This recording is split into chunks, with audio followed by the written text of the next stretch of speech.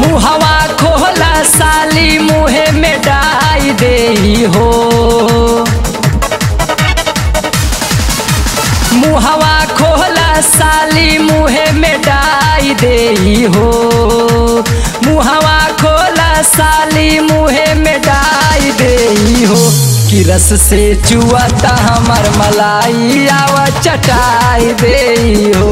कि रस से चुआता हमर मलाई आवा चटाई दे हो।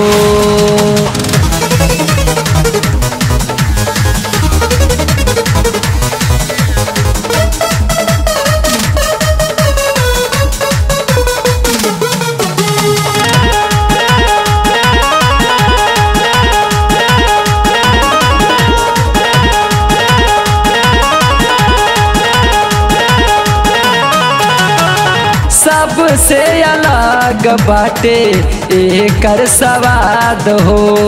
चख के तू देख रही जिंदगी भर याद हो। सबसे अलग बाटे एकर स्वाद हो।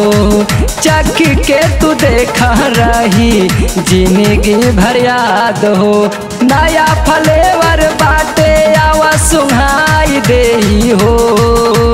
नया फ्लेवर बाटे आवा सुंघाई दे हो।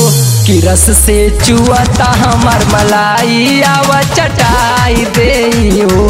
कि रस से चुआता हमर मलाई आवा चटाई दे हो।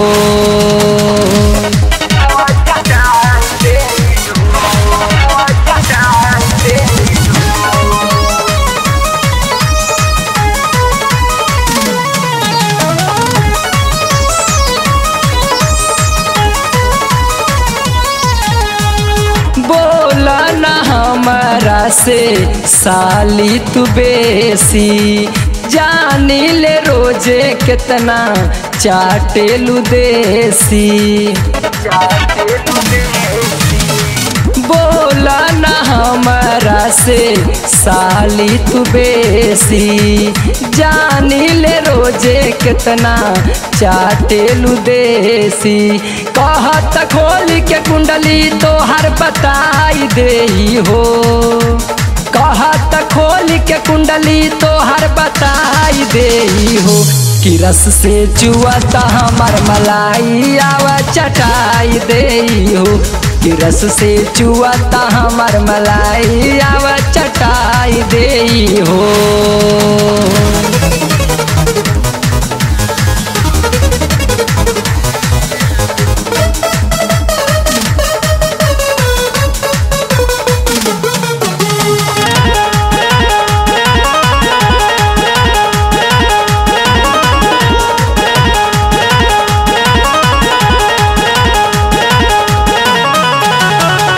गोविंद सजनवा के खात बाहर रोज हो। भरत चौहान संगे लूट तारू मौज हो।